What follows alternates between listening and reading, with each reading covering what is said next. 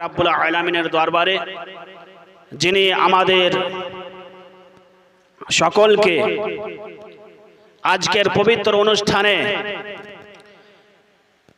হযরত ইমামে হাসনাইন করিমাইন রাদিয়াল্লাহু তাআলা আনহুমার ফাতিহার জন্য একত্রিত হওয়ার তৌফিক দিয়েছেন। সবাই বলি আলহামদুলিল্লাহ। ওদিকের ভাইয়েরা একটু আস্তে করে বলেন, বললে খুব ভালো হয়। সমস্ত প্রশংসা গুণগান মহান পাক রব্বুল আলামিনের দরবারে, যিনি কুল 18,000 মাখলুকাতকে সৃষ্টি করেছেন এবং সমস্ত সৃষ্টির শ্রেষ্ঠ করে নবী মুহাম্মদুর রাসূলুল্লাহ সাল্লাল্লাহু তাআলা আলাইহি ওয়াসাল্লামকে দুনিয়ার বুকে প্রেরণ করেছেন, পাঠিয়েছেন। আরো একবার ভক্তি ভরে আল্লাহর শুকরিয়া জ্ঞাপন করে বলি আলহামদুলিল্লাহ।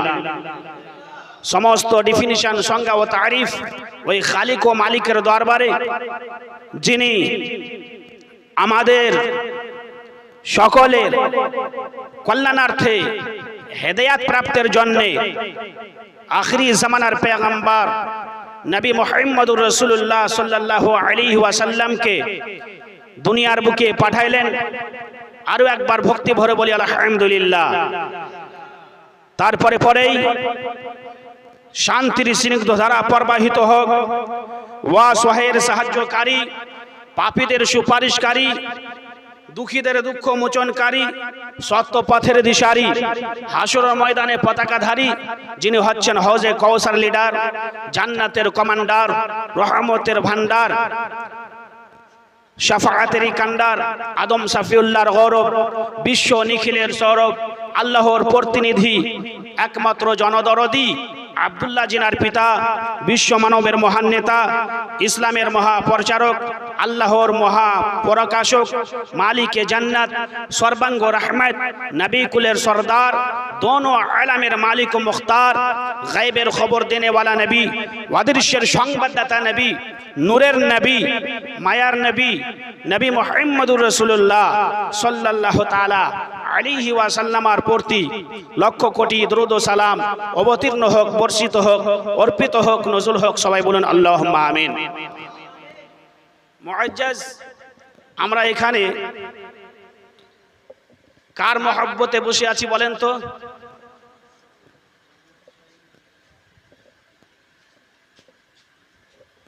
আস্তে করে বললেন, মনে হচ্ছে যে শুনতে গেলে হয়তো ভুল হয়ে যেতে পারে। কার মহব্বতে? হযরতে ইমামে হাসান ও হুসাইন রাদিয়াল্লাহু তাআলা আনহুমার মহব্বতে। বেরাদার, শরহে বুখারী নুজহাতুল মাজালিস বলে কিতাবের নাম। সেই কিতাবের দ্বিতীয় খণ্ড, পেজ নাম্বার 222। কত? 222। এবং তাফসিরে রুহুল বায়ান তৃতীয় খণ্ড, পেজ নাম্বার 534। এর মধ্যে আছে মাম্মাতা আলা হুব্বে আলে মুহাম্মাদিন সাল্লাল্লাহু আলাইহি ওয়াসাল্লাম মাতা মুমিনা। যে ব্যক্তি নবী মুহাম্মদুর রাসূলুল্লাহ সাল্লাল্লাহু তাআলা আলাইহি ওয়াসাল্লামার আলের মহব্বতে, আওলাদের মহব্বতে, বংশের মহব্বতে মারা যাবে, সে ঈমানী অবস্থায় মারা যাবে, মুমিন হয়ে মারা যাবে। জোরে বলুন। অপর আরেকটি হাদিসের মধ্যে আছে ওয়ামাম্মাতা আলা হুব্বে আলে মুহাম্মাদিন সাল্লাল্লাহু আলাইহি ওয়াসাল্লাম মাতা শহীদা। যে ব্যক্তি হযরত ইমামে হাসান ও হুসেনের মহব্বতকে বুকে নিয়ে মারা যাবে, সে শহীদের দরজা পাবে। জোরে বলুন। তারপরে হাদিসে বলা হয়েছে ওয়ামাম্মাতা আলা হুব্বে আলে মুহাম্মাদিন সাল্লাল্লাহু আলাইহি ওয়াসাল্লাম জাআল আল্লাহু লাহু কবরহু মাজারান লিমালাইকাতির রাহমা। যে ব্যক্তি হযরত ইমামে হাসান ও হুসাইনকে ভালোবাসবে, নবীর বংশ বলিকে ভালোবাসবে, জাআল আল্লাহু লাহু, আল্লাহ তিনার জন্যে তৈরি করবেন কবরহু, তার কবরকে, মাজারান, মাজার লে মালাইকাতির রহমা, সমস্ত ফারিস্তা মণ্ডলীর জন্য। জোরে বলুন সুবহানাল্লাহ। বেরাদার, ফারিস্তার জন্য মাজার তৈরি হবে, ফারিস্তারা জিয়ারত করবে। সে বান্দা জাহান্নামে যাবে? জাহান্নামে যাবে না। কোথায় যাবে? জান্নাতে যাবে। তারপরে হাদিসে বলা হয়েছে ওয়ামাম্মাতা আলা হুব্বে আলে মুহাম্মাদিন সাল্লাল্লাহু আলাইহি ওয়াসাল্লাম বাশশারাহু মালাকুল মাউত বিল জান্নাহ। যে ব্যক্তি হযরত ইমামে হাসান ও হুসেনের সঙ্গে মহব্বত ভালোবাসা রাখবে, বাশশারাহু মালাকুল মাউত বিল জান্নাহ, হযরতে মালাকুল মাউত আলাইহিস সালাম, যাকে আমরা হযরতে ইসরাইল আলাইহিস সালাম বলে জানি, উনি তার মৃত্যু বরণ করার পূর্বে জান্নাতের সুসংবাদ মরনেওয়ালাকে দুনিয়াতে দিয়ে দিবে। জোরে বলুন সুবহানাল্লাহ। বেরাদার, তারপরে বলা হয়েছে ওয়ামাম্মাতা আলা হুব্বে আলে মুহাম্মাদিন সাল্লাল্লাহু আলাইহি ওয়াসাল্লাম মাতা আলা আহলি সুন্নাতি ওয়াল জামাআহ। যে ব্যক্তি হযরতে ইমামে হাসান ও হুসাইনকে ভালোবাসবে, তাদের মহব্বত অন্তরে গেঁথে রাখবে, তো সে মারা যাবে তো আহলে সুন্নাত ওয়াল জামাআতের উপরে, মানে আহলে সুন্নাত ওয়াল জামাতের আকীদা নিয়ে যাবে। জোরে বলুন। কিন্তু যারা ভালোবাসে না, তাদের ক্ষেত্রে বলা হয়েছে ওয়ামাম্মাতা আলা বুগযে আলে মুহাম্মাদিন সাল্লাল্লাহু আলাইহি ওয়াসাল্লাম মাতা কাফিরা। যে ব্যক্তি নবী মুস্তাফা সাল্লাল্লাহু তাআলা আলাইহি ওয়াসাল্লামার বংশকে ভালোবাসে না, শত্রুতা করে, যে ব্যক্তি হযরত ইমামে হাসান ও হুসেনকে যাতা কথা বলে আর ইয়াজিদকে জান্নাতি বলে ঘোষণা করে, তার ক্ষেত্রে বলা হয়েছে সে যখন মারা যাবে তো ইমানি অবস্থায় না, সে বেঈমান হয়ে মারা যাবে, সে কাফির হয়ে মারা যাবে। জোরে বলুন নাউযুবিল্লাহ। তারপরে বলা হয়েছে ওয়া হুররিমাতিল জান্নাতু আলা মান যালামা আলা বাইতি। হযরত ইমামে হাসান ও হুসাইন রাদিয়াল্লাহু তাআলা আনহুমার সঙ্গে শত্রুতা করার জন্য কি হবে? তার উপরে জান্নাত হারাম আর জাহান্নাম ওয়াজিব। জোরে বলুন। আমরা সৌভাগ্যবান যে আজকে আমরা টাকা পয়সা, চাল ইত্যাদি জিনিস দিয়ে ফাতিহাতে শরীক হতে পেরেছি নাকি?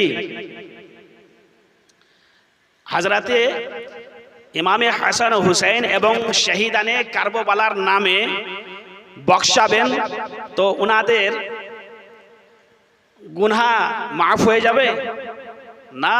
উনাদের গুনাহ নেই। জোরে বলুন। গুনাহ থেকে মাহফুজ। আমরা যে ফাতিহা করছি সেটা একটা তোহফা, উপহার, যে আমাদের এই তোহফা দেখে, আমাদের এই উপহার দেখে হযরত ইমামে হাসান ও হুসাইন এবং শহীদানে কারবালা রাদিয়াল্লাহু তাআলা আনহুম আজমাইন, ইনারা যদি সন্তুষ্ট হয়ে যান, রাজি হয়ে যান, তাহলে নিশ্চয়ই হাসরের ময়দানে কিয়ামতের দিবসে আমাদের কঠিন বিপদ যে আছে সেটা থাকবে না। আমরা তাদের শাফাআতে জান্নাতে যেতে পারবো। জোরে বলুন সুবহানাল্লাহ। মুআজ্জাজ হযরত ইমামে হাসান ও হুসেনের জীবনী বিভিন্ন জায়গাতে হয়। কোন জায়গাতে 7 দিন হয়, কোন জায়গাতে 5 দিন হয়, কোন জায়গাতে 3 দিন হয়, আর কোন জায়গাতে এমনও হয় যে 9 দিন রেগুলার আপনার জীবনী হয়, হয় না? কিন্তু কিছু কিছু বক্তা আছে যখন জীবনী করবে তো কি বলবে যে হযরতে ইমামে হুসাইন রাদিয়াল্লাহু তাআলা আনহু পানির জন্য ছটফট করছিল। জোরে বলুন নাউযুবিল্লাহ। হযরত ইমামে হুসাইন পানির জন্য ছটফট করছিল। ভুল কথা।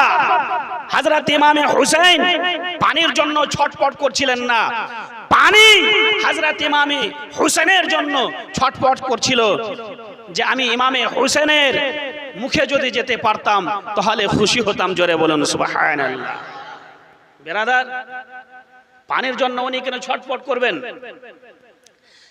শুনেছেন ঘটনা, হযরতে খাজায়ে খাজগা মুঈনুদ্দিন চিশতি আজমিরি সঞ্জরি হিন্দাল ওয়ালি এই হিন্দুস্তানের বুকে আজমির শরীফের ধরতিতে এসে যাওয়ার পরে কি করেছিলেন? নিজের মুরিদকে বলেছিল, এ মুরিদ सुनो, जाओ आना सागर के पास जाकर कह देना कि हजरत ख्वाजा मुईनुद्दीन चिश्ती अजमेरी संजरी हिंदल वली ने तुझे बुलाया है। ये जब जाकर कह दोगे वो आना सागर के तमाम पानी समेट कर लोटे में आ जाएगा। जोरे बोलूं सुभान अल्लाह। हजरत ख्वाजा বলেছিলেন না মুরিদকে, শুনো, আগে গিয়ে বলবে, চাইবে পানি, চাইবে পানি, যদি না দেয় তাহলে আর ঝগড়া করার কোনো দরকার নেই। এই পানি কেন দিচ্ছ না বলে ঝগড়া লাগিয়ে দেবে না, এরকম করতে হবে না। আমি যে লোটাটা দিলাম এই লোটাটাকে নিয়ে আনা সাগরের পানিকে বলবে, শোনো, তোমাকে হিন্দুস্তানের বুকে হযরতে খাজা মুঈনুদ্দিন চিশতি আজমেরি সঞ্জরি হিন্দাল ওয়ালি ডাক দিয়েছে। জোরে বলুন। তখনই ওই পানি যত আছে সব ওই লোটার ভিতরে চলে আসবে। বেরাদার, হযরতে খাজা মুঈনুদ্দিন চিশতি আজমেরি সঞ্জরি হিন্দাল ওয়ালি কে? হযরতে ইমামে হুসেনের গোলাম। জোরে বলুন। হযরতে ইমামে হুসেনের গোলাম। গোলামের পাওয়ার এত যে পানিকে ডাক দিতে গেলে পানি হযরতে খাজার কাছে চলে আসতে পারে। তো ওই গোলামের আকা যিনি হযরত ইমামে হুসেন, তিনার কথা শুনে ফোরাত নদীর পানি আসবে না, এটা কোনোদিন হতেই পারে না। জোরে বলুন সুবহানাল্লাহ। আমাদের বিশ্বাস, ইমামে হুসেন যদি বলে দিতেন, এই ফোরাত নদীর পানি শোনো, তোমাকে অন্য কেউ ডাক দিচ্ছে না, নবী মুস্তাফার নওয়াসা, নবী মুস্তাফার নাতি তোমাকে আওয়াজ দিয়ে বলছে এসো আমার কাছে, তো আমার দীর্ঘ বিশ্বাস, শুধু আমার নয়, সমস্ত সুন্নি মুসলমানের বিশ্বাস, হযরত ইমামে হুসেনের কথা শুনে ফোরাত নদীর পানি ইমামে হুসেনের কাছে চলে আসতো। জোরে বলুন। বেরাদার, ইমামে হুসেন তাহলে বললেন না কেন? ইমামে হুসেন বললেন না কেন? প্রশ্ন উঠবে কিনা যে হযরত ইমামে হুসেন রাদিয়াল্লাহু তাআলা আনহু কারবালার ময়দানে গেছেন মুহররম মাসের 7 তারিখ থেকে পানি বন্ধ। কয় তারিখ থেকে? 7 তারিখ থেকে পানি বন্ধ। ফোরাত নদীর তীরে পাহারা লাগানো আছে। ইমামে হুসেন দেখছেন আমার শিশু সন্তান হযরতে আলী আসগার পানির জন্য জিহ্বাকে বের করে দিচ্ছে। হযরতে সাকিনা পানির জন্য বারবার বলছে, বাবা পানি পেলে আমার জীবনটা শান্তি হতো। হযরত ইমামে হুসেন দেখতে পাচ্ছেন যে পানির সবারই দরকার, তবু ইমামে হুসেন কেন বললেন না? কারণ এটাই ছিল বিরাদার যে নবী মুস্তাফা সাল্লাল্লাহু তাআলা আলাইহি ওয়াসাল্লাম বলে দিয়েছিলেন, ইমামে হুসেন কারবালার ময়দানে দ্বীন ইসলামকে টিকিয়ে রাখার জন্য, ইমামে হুসেন কোরআনকে বাঁচানোর জন্য, ইমামে হুসেন শরীয়তের বিধানকে বাঁচানোর জন্য তোমাকে নিজের জানকে বিসর্জন দিতে হবে, তারপরেই আমার এই ইসলাম টিকবে, আমার কোরআনের হেফাজত হবে, আমার হাদিসের হেফাজত হবে। এই জন্য ইমামে হুসেন দোয়া করলেন না, আমি শহীদ হলে যখন দ্বীন ইসলাম রক্ষা পাবে, দ্বীন ইসলাম বাঁচবে, দ্বীন ইসলাম যেন বাঁচে, আমার বাঁচার দরকার নেই। জোরে বলুন সুবহানাল্লাহ। কারণ আমি দুনিয়াতে থাকবো না, আমার দেহ আলাদা হয়ে যাবে, মাথা আলাদা হয়ে যাবে, কিন্তু কোরআন ঘোষণা করবে ওয়ালা তাকুলু লিমান ইয়াকতালু ফি সাবিলিল্লাহি আমওয়াত, যারা আল্লাহর পথে আল্লাহর রাস্তায় শহীদ হয়ে যায় তারা মরে যায় না, তারা জীবিত থাকে। জোরে বলুন সুবহানাল্লাহ। কি থাকে? জীবিত থাকে। কিন্তু কিভাবে জীবিত থাকে? আল্লাহ বলছেন ওয়ালাকিল্লা তাশউরুন, তোমাদের বুঝার কোনো ক্ষমতা নেই। জোরে বলুন সুবহানাল্লাহ। তো বেরাদার, ইমামে হুসাইন রাদিয়াল্লাহু তাআলা আনহু কতজনকে নিয়ে কারবালার ময়দানে পৌঁছেছিলেন জানা আছে কাউরের? 72 জন। ইমামে হুসাইন রাদিয়াল্লাহু তাআলা আনহুর ঘরানার কতজন ছিল জানা নেই, শুধু জানি ইমামে হুসাইন 72 জন বন্ধুরাকে নিয়ে পৌঁছেছেন। তো বেরাদার 72 জন সাথী ছিল, আর ইমামে হুসাইনের নিজের ঘরানার লোক ছিল 19 জন। কতজন? 19 জন। টোটাল হচ্ছে আপনার 91 জন। জোরে বলুন বেরাদার। হযরত ইমামে হুসাইন রাদিয়াল্লাহু তাআলা আনহু দেখছেন দূর থেকে একটা যেন লোক আসার মতো লাগছে। হযরত ইমামে হুসাইন তাকিয়ে দেখছেন, ঠিক কিছুক্ষণ পরে ইমামে হুসাইনের কাছে উপস্থিত। ইমামে হুসাইনের কদম চুমে বলছে, হুজুর 3 দিন থেকে পানি বন্ধ করে দিয়েছে, আর 22,000 ইয়াজিদি দল এই কারবালার ময়দানে আছে, আর ওই দলের কমান্ডার আমার বিন সাআদ কে করেছে, আর সে বলেছে ইয়াজিদকে খলিফা মানতে হবে, প্রতিনিধি মানতে হবে, না মানতে গেলে যুদ্ধ করতে হবে। হুজুর আপনি নিজের ঘরানার 19 জনকে নিয়ে এসেছেন, আর 72 জন আপনার বন্ধু সাথীরা আছে, তো 22,000-এর সাথে পারবে কি পারবে না সেটা আমি বলতে পারছি না, কিন্তু হুজুর আপনার গোলাম এখন উপস্থিত হয়ে গেছে। বেরাদার সে গোলাম কেমন গোলাম জানেন? দুনিয়ার কোনো লোক ছিল না, মক্কা থেকে কোনো লোক চলে যায়নি, মদিনা থেকে কোনো লোক যায়নি, শাম থেকে কোনো লোক যায়নি, ইরাক থেকে কোনো লোক যায়নি, আফগানিস্তান থেকে কোনো লোক ইমামে হুসেনের সাহায্যের হাত, ইমামে হুসেনের জন্য সাহায্যের হাত বাড়িয়ে দেয়নি, ইমামে হুসেনকে বাঁচাতে পৌঁছেনি। বেরাদার আল্লাহ রাব্বুল আলামিন সৃষ্টি করেছেন মানব জাতি এবং জিন জাতিকে ইবাদত করার জন্য, শুনেছেন না? তো জিনের মধ্যে একজন জিন যার নাম হচ্ছে জাফর। জোরে বলুন নাম কি? জাফর।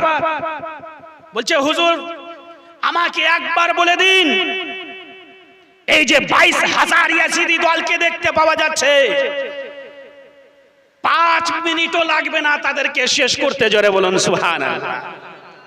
ইমামে হুসাইন বলছেন, এই জাফর জিন শোনো, তোমার কথা শুনে আমি খুশি হলাম, আনন্দিত হলাম, মন আমার শান্তি পেয়ে গেল, কিন্তু জানো এখন ইমামে হুসাইন পরীক্ষাতে বসেছে। জোরে বলো কিসে?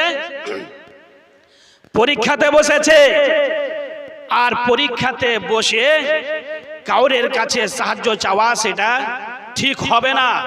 এই জন্য বলছি তুমি এখান থেকে চলে যাও, আমার কাজ আমাকে করতে দাও। জোরে বলুন সুবহানাল্লাহ।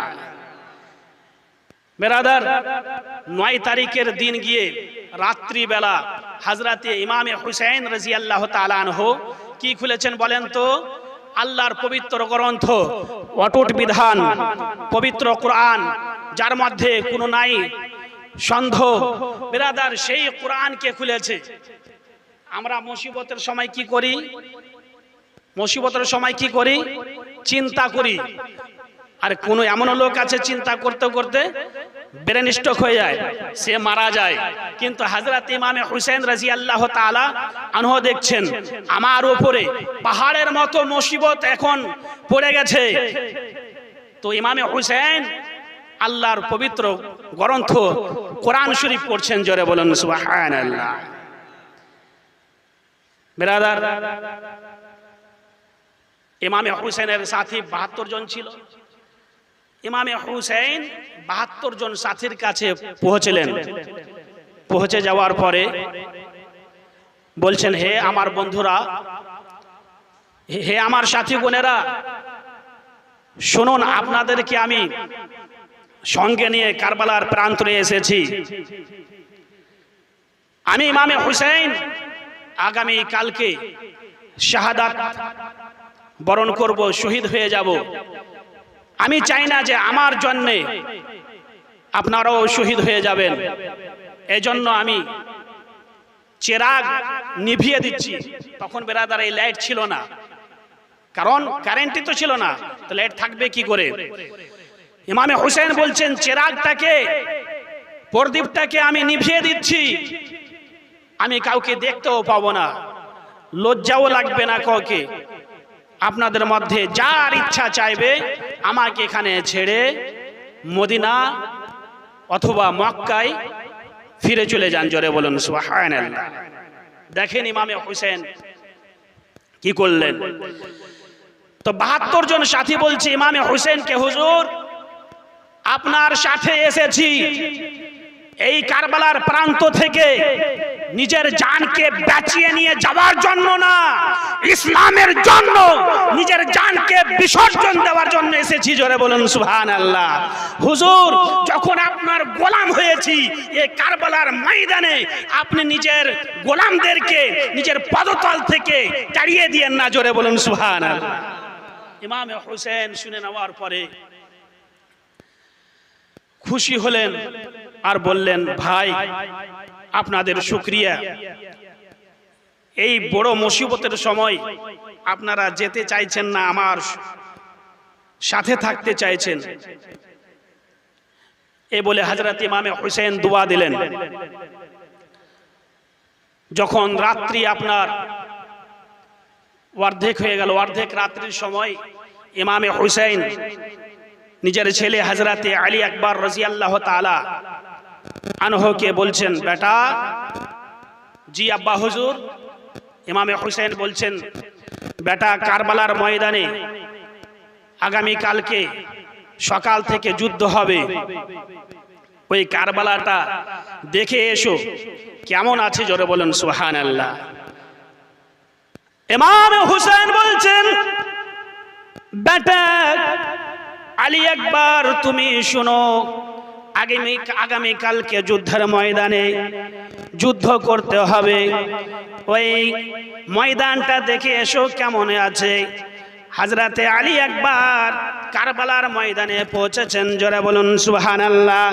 কারবালার ময়দানে যাওয়ার পরে আলী আকবর দেখছেন ডান দিকে বাম দিকে সামনে পিছনে বেরাদার অন্য কোনো লোককে দেখতে পাওয়া যাচ্ছে না, কিন্তু কালো দেখে একটা নজরে এলো।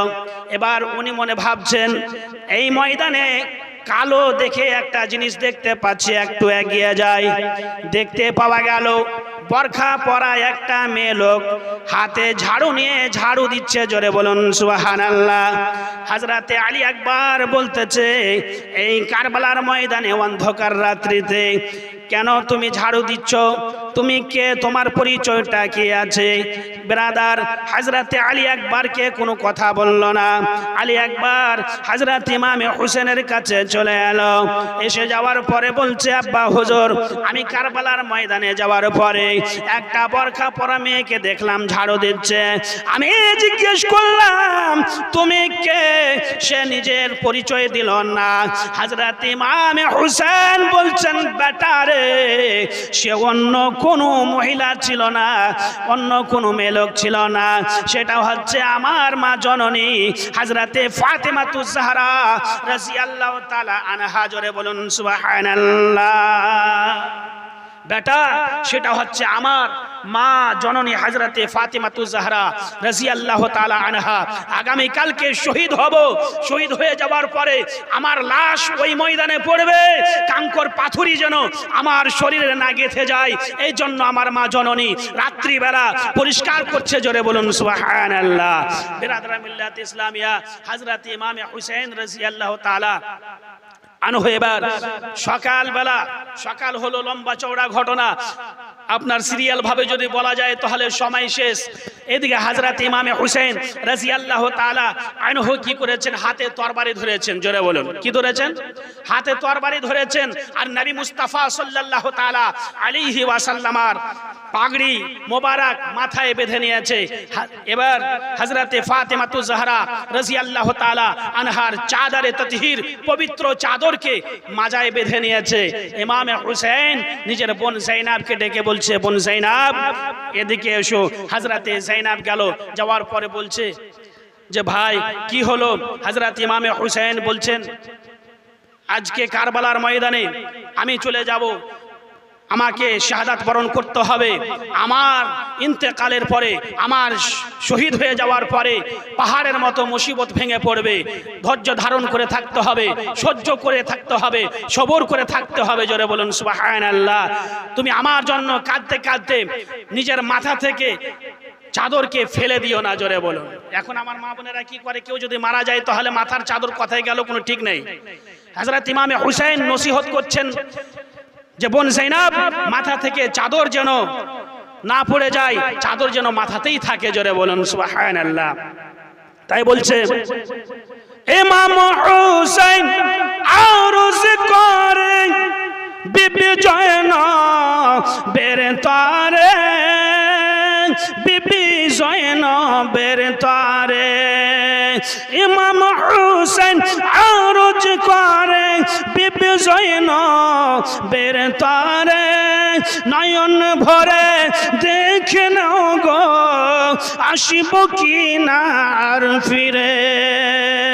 দেও গো দাস্তার নবী মুস্তাফার, দেও গো দাস্তার নবী মুস্তাফার, শের খোদার তলোয়ার খানি ও ফাতেমা জননী। হযরতে যায়নাব দেখছে যে ইমামে হুসাইন রাদিয়াল্লাহু তাআলা আনহু কারবালার ময়দানে যাবে, শহীদ হয়ে গেলে তো আর আমি ভাই বলে ডাকবো কাকে? ইমামে হুসাইনের বোন তখন বলছে বিবি যায়নব আরজ করে ইমাম হুসাইনের তরে, মুসিবতে সাদকা দিলে আল্লাহ পাক রহম করে। জোরে বলুন। হযরত ইমামে হুসাইন রাদিয়াল্লাহু তাআলা আনহু এই কথা শুনে নেওয়ার পরে কাঁদতে লাগলেন, চোখ দিয়ে পানি বের হচ্ছে। ইমামে হুসাইন বলছে বোন যায়নাব শোনো, এখন সাদকার কথা বললে, নবী তো আমার বলেছেন as-সাদাকাত তারাদ্দুল বালা, সাদকা দিলে মুসিবত দূর হয়। জোরে বলুন। হে আমার বোন, আমি জানি সাদকা করলে মুসিবত দূর হবে, কিন্তু সাদকা করার মতো কোনো জিনিস তো আমার কাছে নাই, এমন কি এক ফোঁটা পানি তো নাই যেটা আমি সাদকা করব। জোরে বলুন। তাই বলছে ইমামে হুসাইনের বোন যায়নাব রাদিয়াল্লাহু তাআলা আনহা, আউন মুহাম্মদ, আউন মুহাম্মদ করেছে গো ফরিয়াদ, আউন মুহাম্মদ করেছে গো ফরিয়াদ, তারা হবে কুরবানি ও ফাতেমা জননী। তোমার হুসাইন বাঁচাতে দিন কারবালায় হলো কুরবানি ও ফাতেমা জননী। বেরাদার, হযরত ইমামে হুসাইন রাদিয়াল্লাহু তাআলা আনহু বলছেন যে বোন যায়নাব, তুমি নিজের ছেলে আউন মুহাম্মাদের কথা বলছো। আউন মুহাম্মদ তোমার দুইটা সন্তান, এরা দুইজন তোমার জীবনের সাহারা, এদেরকে কি করে আমি কারবালার ময়দানে পাঠাতে পারি? হযরতে যায়নাব রাদিয়াল্লাহু তাআলা আনহা তখন বলে, ভাই আমার দুই সন্তান কারবালার ময়দানে যাওয়ার পরে যদি তারা শহীদ হয়ে যায় তাহলে কিয়ামতের দিনে আমি নবী মুস্তাফার কাছে মুখ দেখাতে পারবো। মা ফাতেমাতুজ জাহরা রাদিয়াল্লাহু তাআলা আনহার কাছে যেতে পারবো। বাবা আলী শেরে খোদা মুশকিল কুশার কাছে হাজিরি দিতে পারবো। হযরত ইমামে হুসাইনকে বলছে, ভাই আমার দুই ছেলেকে যদি কারবালার ময়দানে যেতে না দাও তাহলে কিয়ামতের দিনে যখন নবী মুস্তাফা সাল্লাল্লাহু তাআলা আলাইহি ওয়াসাল্লাম জিজ্ঞেস করবেন, ও আমার নওয়াসি নাতনি হযরতে যায়নাব শুনো, কারবালার ময়দানে বিপদে যখন আমার নওয়াসা ইমামে হুসাইন পড়ে গেছিল, তুমি নিজের ছেলের জান বাঁচিয়ে নিয়েছো, নিজের ছেলেকে আল্লাহর রাস্তায় কুরবানি করনি কেন? এই কথা যখন নবী আমার বলবে তখন আমি কিছু উত্তর করতে পারবো না, নিরুত্তর হয়ে যাব আমি। ভাই আমার দুই ছেলেকে কারবালার ময়দানে যেতে দাও। ইমামে হুসাইন রাদিয়াল্লাহু তাআলা আনহু বলছে, না বোন জাইনাব, তোমার জীবনের সাহারা কি আমি শেষ করতে পারি না, তুমি নিজের ছেলেরাকে খিমাতে নিয়ে যাও। হযরতে জাইনাব রাদিয়াল্লাহু তাআলা আনহা সঙ্গে সঙ্গে ভাইয়ের কদম ধরে নিল। জোরে বলেন সুবহানাল্লাহ।